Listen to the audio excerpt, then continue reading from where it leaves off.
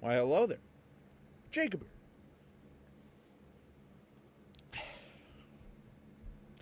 And today, well, let's go ahead and do some Minnesota Vikings previewing.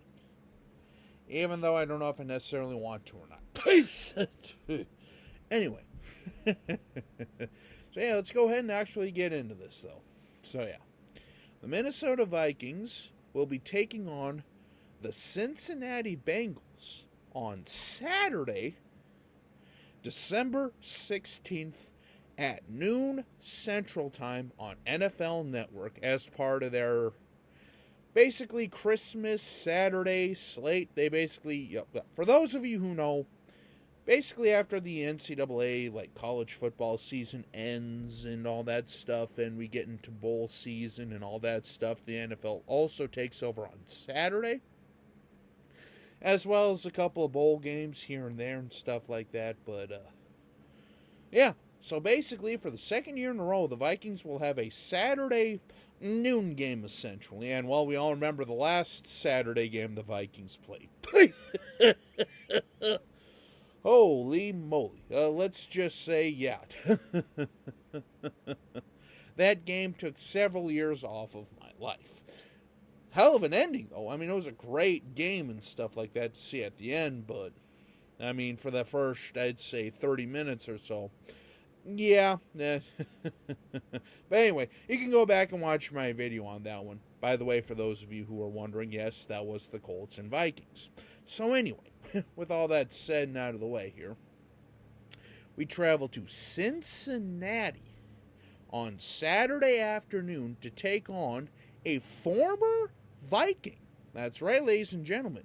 Jake Browning is on a little bit of a hot streak since leaving Minnesota, because he was one of our practice squad quarterbacks that we signed after the 2019 draft and all that stuff, and he played a few preseason games off and on and stuff like that, but just never really had the time of day in Minnesota.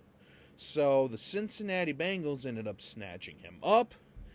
And after Joe Burrow went down for the year with his hand injury after coming off of another injury at the beginning of training camp and preseason and all that stuff, yeah, I mean, this game is going to be interesting because, well, Cincinnati is still also right there in a playoff picture as well. And, you know, here's the thing that a lot of people I don't think remembered. Yeah, sure, Jake Browning is a quarterback, but they still have Jamar Chase. They still have guys like C.J. Uzomah, T. Higgins. They still have Joe Mixon. They still have a hell of an offense on them, you know, even without Burrow, you know. So they still got guys around Jake Browning that'll make his life a lot easier. So, and again, it's shown because the Bengals are still right there in the playoff hunt in the AFC, which again, that conference in and of itself has been interesting this year, because it seems like there's just, I was even talking to my dad about this last night during the Thursday night game. It's like there's really no team out there that's just dominating, really. I mean, even the Eagles have started kind of falling to earth after a couple of losses and stuff like that. So, I mean, hey, you know, take everything you can here. Don't look back. I mean, there's still plenty of opportunities for some teams to slip in and really make things interesting going into the last few weeks of the year.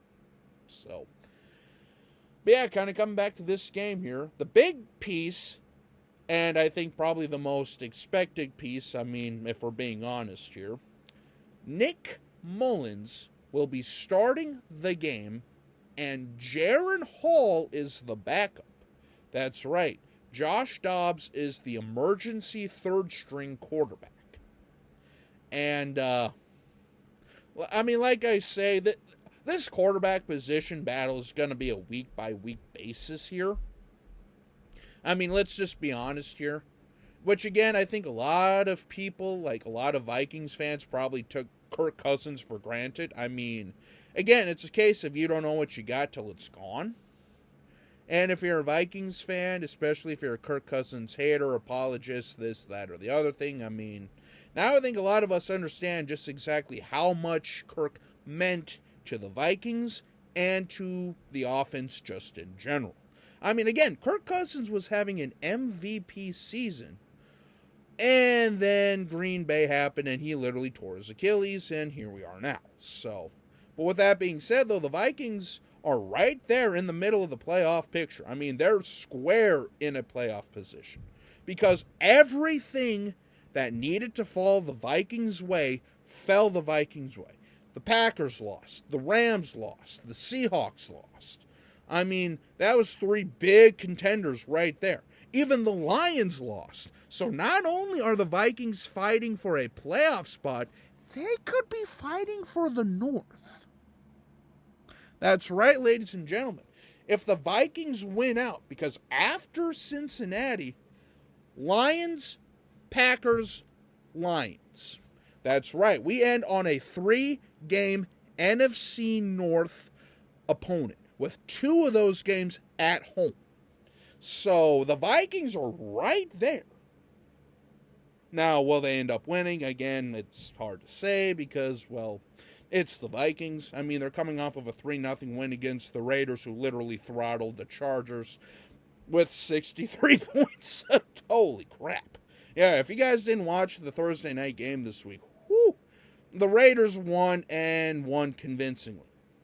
63-21, and the Chargers fired Staley and the general manager. So, yeah, let's just go out there and say, again, I'm not necessarily saying the Raiders are going to go out there and absolutely destroy the league here, but, you know, what I'm saying is that win with Flores and all that stuff might have been a little bit bigger than a lot of people were anticipating. So anyway, kind of reeling this back into Vikings talk here, and not just NFL talk, but again, Nick Mullins is a veteran. He's a backup. Yeah, he's a journeyman as well. But he's been with the Vikings for a few seasons. He has played in a few games and has done really well. I mean, JJ's coming back Saturday, it sounds like, which will be huge. Because, again, at the very least, Nick Mullins won't try to get JJ's ribs knocked out of place or, you know, kidneys punched into next week. I mean, that play still pissed me off, but it is what it is. I mean, you know. But Kevin O'Connell gave Dobbs all he could, like, gave him as many chances as he could, but at the end of the day, Dobbs is showing you why Dobbs is a journeyman quarterback and has played for like 6 teams in 6 years. So, you know, granted, with that said, though, if they want to sign Dobbs for a decent deal for like a backup or 3rd-string quarterback, I would not be mad, you know, but especially going into next year. But again, I'll worry about that in the offseason. Let's just say I feel bad for Kwesi and KOC having to make all those decisions. So, but yeah, I mean, again, Nick Mullins, just go out there and distribute the ball. I mean, you know, you have JJ. You have Addison. I think KJ's out. I know Madison is out with an ankle injury and all that stuff. So that's going to kind of hamper things. But hey, Ty Chandler, now is your time to shine, buddy. You and Nwangwu. Because Nwangwu was brought in for more of like a, you know, special team ace, and we know that he can return the ball and get some touchdowns here, so we do have some speed in the backfield. So, you know, I'm curious to see what the Nwangwu and Chandler tandem is going to look like. And who knows, maybe throw a little CJ Ham in there. I mean, he was a halfback at Augustana, who's now, you know, a big beefy fullback, so why not? And again, don't forget about JJ, Addison, and Hawkinson. Those are your 3 key weapons right there, Mullins. But also, Powell should be open. I mean, again, if KJ's there, don't be afraid to throw to him. Just don't be afraid to throw to your weapons if you have the chance. But don't force feed JJ either. Because, well, you know, the Cincinnati secondary will know that they're trying to target JJ, so they're going to try their best to prevent JJ from being an issue.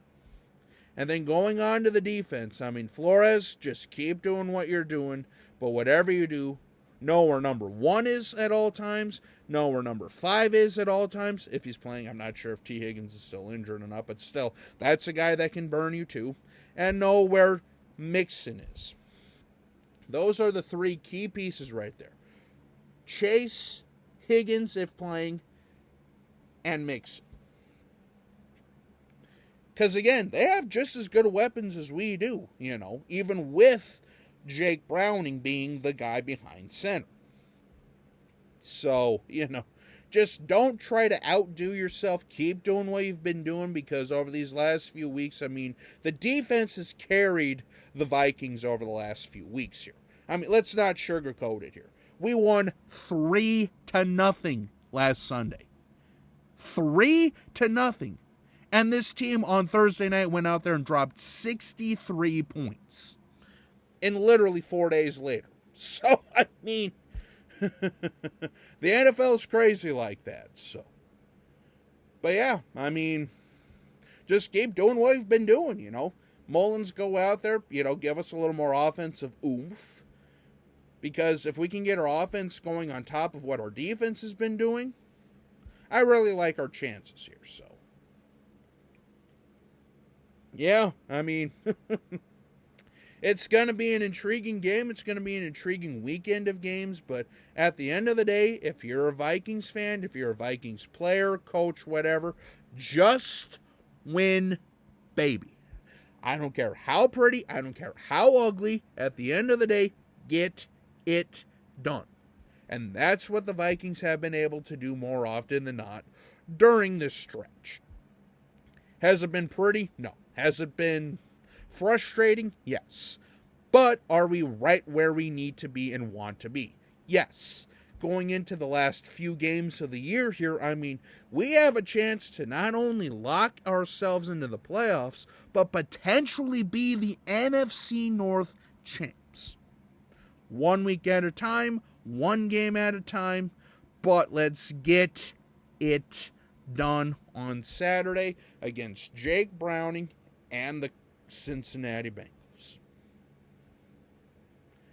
It's going to be a fun game. It's going to be an intriguing matchup, and it's going to be a fun fight to the finish. So, well, just wait and see what happens. The Vikings have been a week-by-week team pretty much this entire season. So, yeah, we'll just wait and see. But, yeah, again, we have a chance to really make some noise and really get things done. So let's go out there and get things done. So until we meet again, this is Jacob. Have a good day.